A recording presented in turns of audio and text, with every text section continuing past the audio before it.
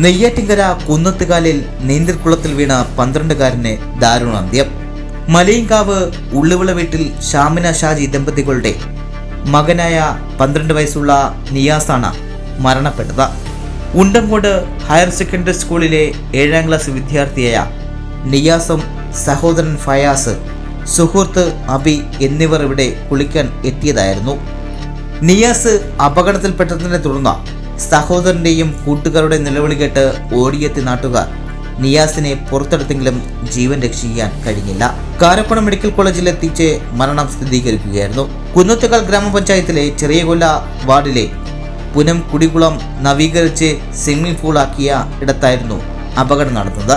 3 മാസം മുമ്പ് ബ്ലോക്ക് പഞ്ചായത്ത് 1,20,00,000 രൂപ ഫണ്ട് ഉപയോഗിച്ച് നിർമ്മിച്ചതായിരുന്നു ഈ കുളം.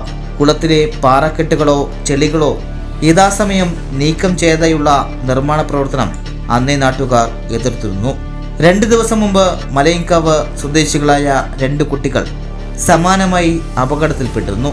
അന്ന് നാട്ടുകാർ ഇടപെട്ട് ആയിരുന്നു രക്ഷിച്ചത്.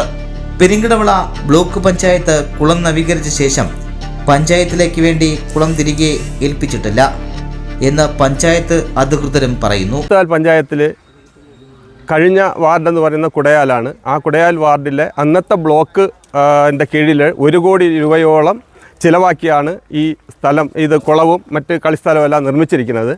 ഈ നിർമ്മാണ പ്രവർത്തനം തന്നെ ഒരു അശരീയമായെന്ന് പറഞ്ഞാൽ പൊതുജനങ്ങൾ അല്ലെങ്കിൽ കുട്ടികൾ നമ്മുടെ ഉണ്ടങ്കോട് സ്കൂളിൽ നിന്ന് തന്നെ ഉച്ച സമയങ്ങളിൽ സൈക്കിളിൽ പല ഭാഗത്തു നിന്ന് വരെയാണ്. ഇതിനകത്ത് ഒരു മുള്ളു വേലി അല്ലെങ്കിൽ അവരെ സംരക്ഷിക്കുന്ന ഒരു സംവിധാനമോ മറ്റു കാര്യങ്ങളൊന്നുമില്ല. ഇതിൻ്റെ അടിയിൽ തന്നെ കംപ്ലീറ്റ് പായലും വെള്ളവും പിന്നെ ആമ്പൽ ചെടിയുടെ വേരോട് ഇരിക്കുകയാണ്. നിരവധി കുട്ടികൾ നേരത്തെ കഴിഞ്ഞ മാസം ഇതുപോലെ തന്നെ ഒരു സംഭവം ഉണ്ടായി. ഈ കുട്ടികൾ ഇതിനകത്ത് വന്ന് താണു. നേരെ മോളി കളിച്ചുകൊണ്ടിരുന്ന കുട്ടികളാണ് അവരെയും രക്ഷപ്പെടുത്തുന്നത്. ഈ രീതിയിലുള്ള എന്ന് പറഞ്ഞാൽ ഇതിന് ഏതെങ്കിലും ഒരു സംവിധാനം ഇനി വരുന്ന ഈ ഭരണസമിതിയും ഈ സർക്കാരും ഇത് ഇടപെട്ട് ചെയ്തില്ലെങ്കിൽ ഒരുപാട് ദുരന്തങ്ങൾ നമ്മളെ നാട് കാണേണ്ടി വരും. ഉണ്ടങ്കോട് സ്കൂൾ ഏറ്റവും പ്രധാന ഉച്ച സമയങ്ങളിലാണ് കൊച്ചുകുട്ടികൾ സൈക്കിളിൽ പല ഭാഗത്തു നിന്നും ഇവിടെ വരുന്നത്. പല ഭാഗത്തു നിന്ന് വന്ന കൊച്ചുകുട്ടികൾ വിളിച്ചുകൊണ്ട് പോയാണ് ഈ മോനും ഇന്ന് അപകടത്തിൽപ്പെട്ട് മരണപ്പെട്ട ഈ മോനും ആരോ വിളിച്ചിട്ട് വന്ന് കാണിച്ചു കൊടുത്ത സ്ഥലമാണ്.